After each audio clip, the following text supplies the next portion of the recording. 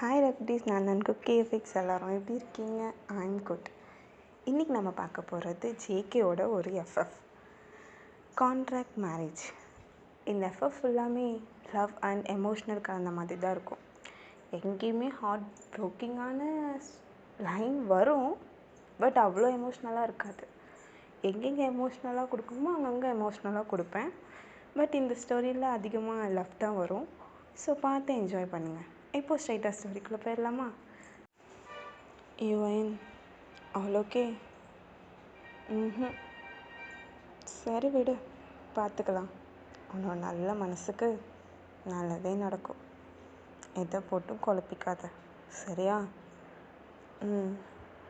இப்போது வயனுக்கு தான் ஒரு ஃபோன் கால் வருது. ஹலோ, சொல்லுங்கள் மதர். ஓ சரி, வரேன். என்னாச்சு? மதர் என்ன சொன்னாங்க? வர சொன்னாங்க. சரி வா, நானும் வரேன், போகலாம். ஐயோ, ஷாப்பை பார்த்துக்கோ, நான் வந்துடுறேன் அப்படின்னு சொல்லிட்டு இப்போது வயனும் யாராவும் தான் அங்கேருந்து கிளம்புறாங்க. இப்போது ஒரு 1/2 hour ஆகுது. அந்த ட்ரெஸ்ஸில் தான் பார்க்குறோம். என்னாச்சு மதர், வர சொல்லியிருந்தீங்க, ஏதாவது ப்ராப்ளமா? அம்மாடி வயன், அப்படிலாம் ஒன்றும் இல்லைம்மா. நீ இந்த ட்ரஸ்ட்டுக்கு எவ்வளவோ நல்லது பண்ணியிருக்க.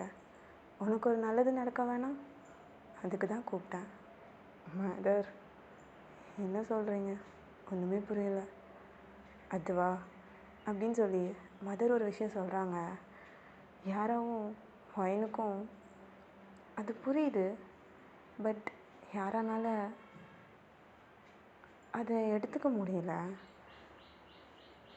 ஓகே ஓகே மதர், நான் இதுக்கு ஒத்துக்கிறேன். பைத்தியக்காரி, என்ன பேசுகிற? நீனும் லூஸா? இல்லை மதர், அதெல்லாம் வேண்டாம். அவள் இதுக்கு சம்மதிக்க மாட்டா. வேணாம் மதர், நீங்கள் அட்ரஸ் கொடுங்க, நான் போகிறேன். இங்கே பாரு வயன், வேணாம். உனக்கு இன்னும் லூஸு பிடிச்சிருக்கா? இல்லை மதர், நான் இவ்வளோ விட மாட்டேன். மதர், நீங்கள் அட்ரஸை கொடுங்க அப்படின்னு சொல்லிட்டு வயன் அந்த அட்ரஸை வாங்கிட்டு நடந்து போகிறா.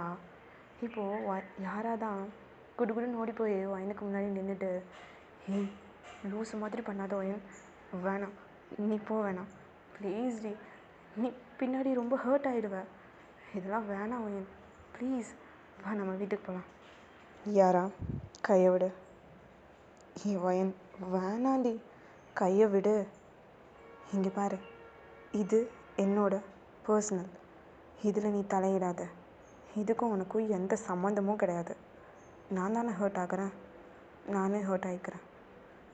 இனிமேல் என் விஷயத்தில் தலையிட்ட அப்புறம் உனக்கு மரியாதை அப்படின்னு சொல்லிட்டு இப்போ வயல்தான் அங்கேருந்து அப்படியே நடந்து போகிறா.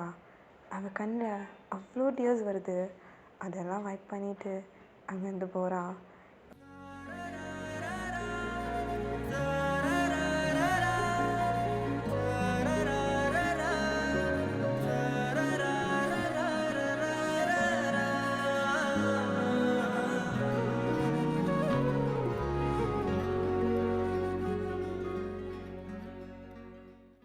½ hour ஆகுது. ஒயன் அந்த ட்ரெஸ்க்கு வந்துடுறா. இப்போது அங்கே ஒரு மேன்ஷன் தான், அவ்வளோ பெருசாக இருக்குது. அவள் அப்படியே நின்று பார்த்துக்கிட்டே இருக்கா ஒரு 2 minutes. இப்போது அந்த மேன்ஷனுக்குள்ளே தான் போகிறா.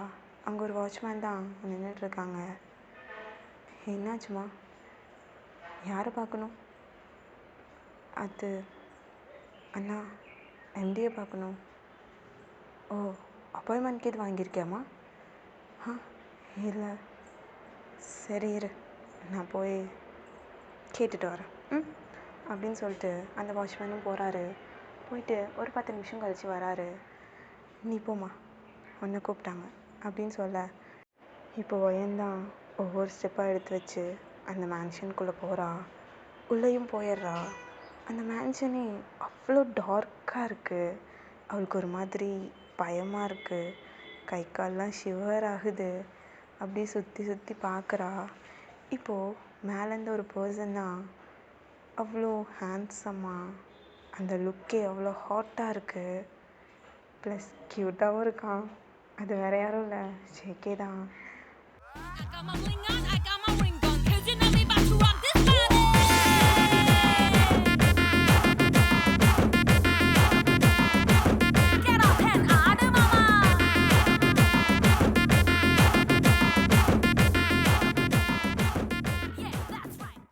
வயன் ரைட்?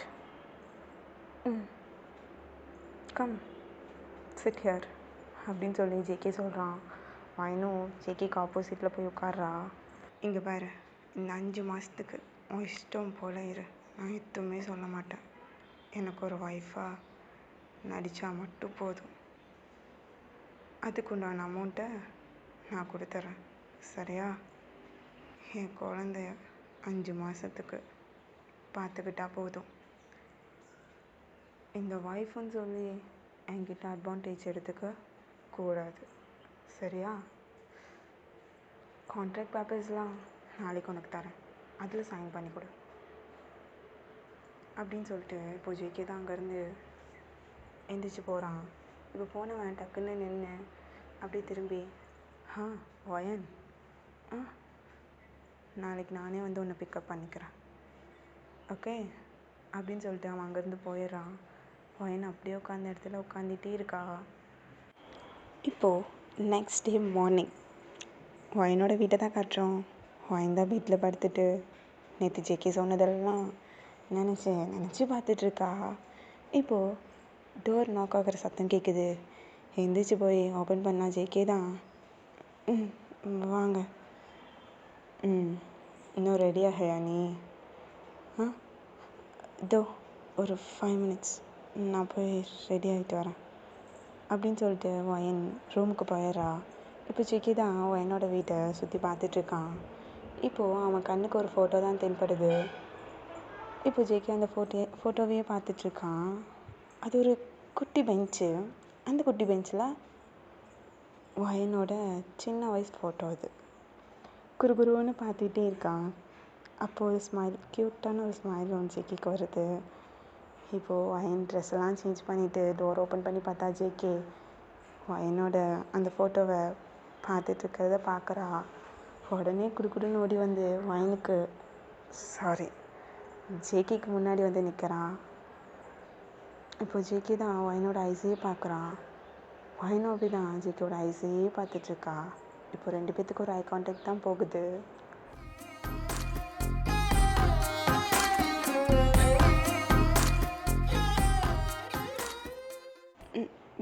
என்ன பண்ணுறீங்க? என்ன பண்ணாங்க? உன் ஃபோட்டோவை தான் பார்த்தேன். அப்போல்லாம் பார்க்காதீங்க, எனக்கு பிடிக்காது. சரிம்மா, நான் பார்க்கல, கிளம்பலாமா? போகலாம். அப்புறம் இந்த கான்ட்ராக்டில் ஒரு சைன் மட்டும் போடு.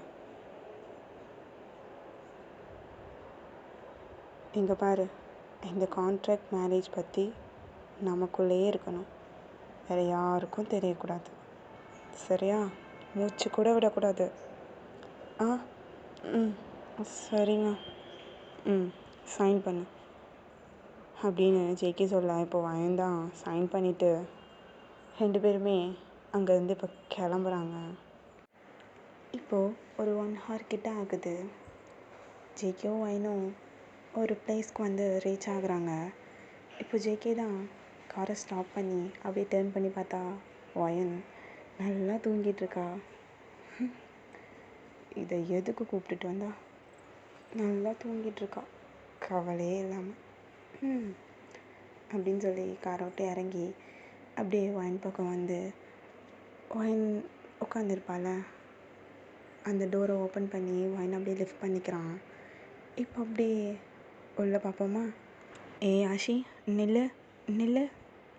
முடியாது, என்ன பிடி பார்க்கலாம், பிடி. யாஷி நில்லு. முடியாது அப்படின்னு சொல்லி இப்போ யாஷியும் ஷாவும் தான் 2 பேரும் விளாண்டுட்ருக்காங்க. இப்போ ஒரு குரல் தான், ஏசா. அண்ணா. யார் அந்த பொண்ணு இவ்வளோ அழகாக இருக்குது? அண்ணா அந்த பொண்ணு இங்கே பாரு, போய் எல்லாத்தையும் கூட்டிகிட்டு வா. ஆ, போய் எல்லாத்தையும் கூட்டிகிட்டு வா. முக்கியமாக உன் புருஷனை கூட்டிகிட்டு வா.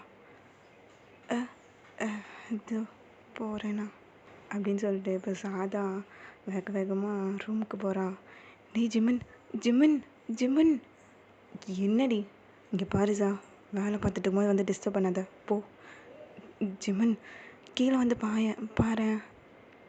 என்ன, நீயும் அந்த யாஷியும் விளாண்டுருப்பீங்க, 2 பேத்துக்கும் சண்டை வந்திருக்கும் அதுதானே? இல்லை, அது அண்ணா இருக்கான்ல. ஆமாம், உன் அண்ணனுக்கு என்ன, ஒரு பொண்ணு கூட்டிகிட்டு வந்திருக்கான். இது என்ன புது விஷயமா கேட்குறேன்? புதுசாக வந்து சொல்கிற பொண்ணை கூட்டிகிட்டு வந்திருக்கான்னு.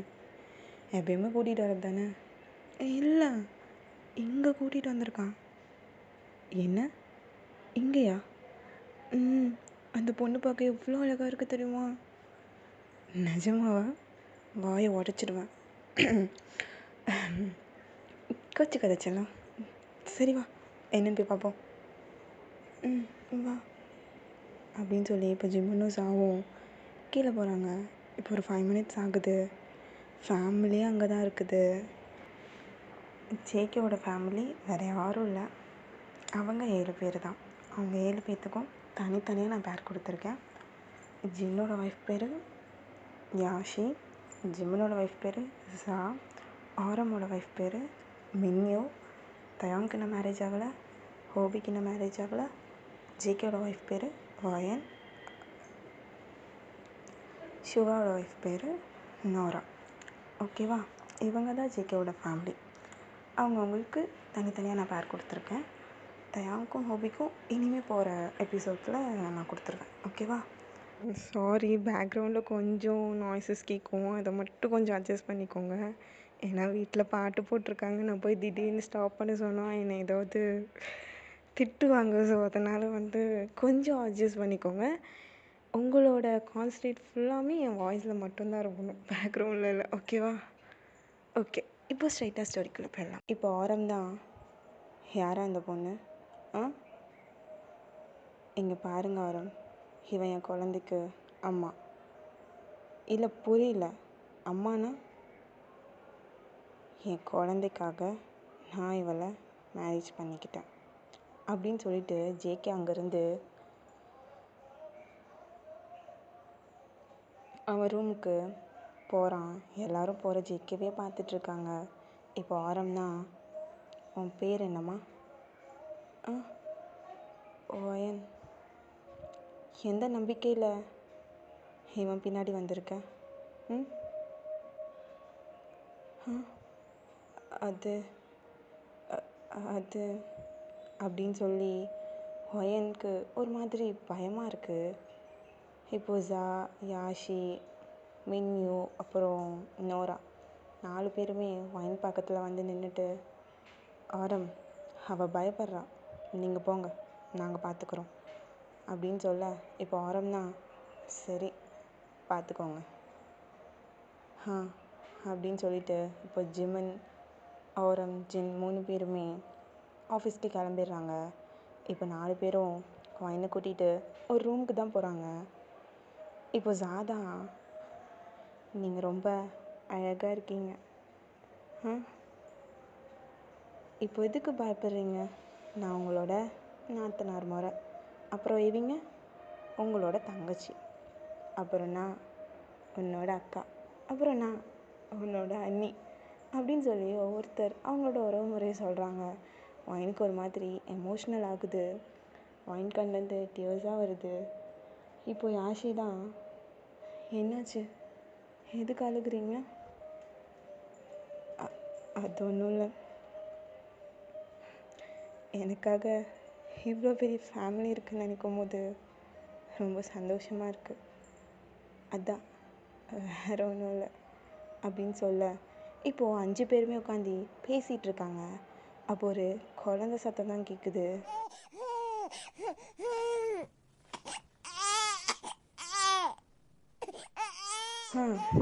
உங்கள் பொண்ணு தான் அழுறா, இருங்க நான் போய் கூட்டிகிட்டு வரேன் அப்படின்னு சொல்லிட்டு யாஷிதா போகிறா.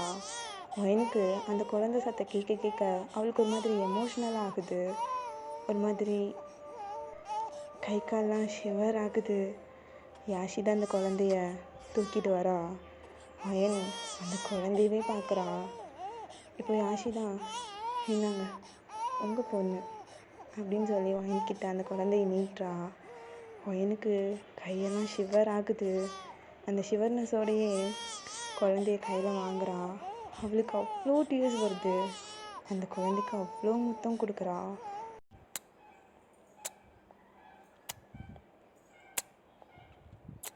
மூச்சு பட்டா நோகும் வந்து மூச்சடக்கி முத்தமிட்டே நிழலு பட்ட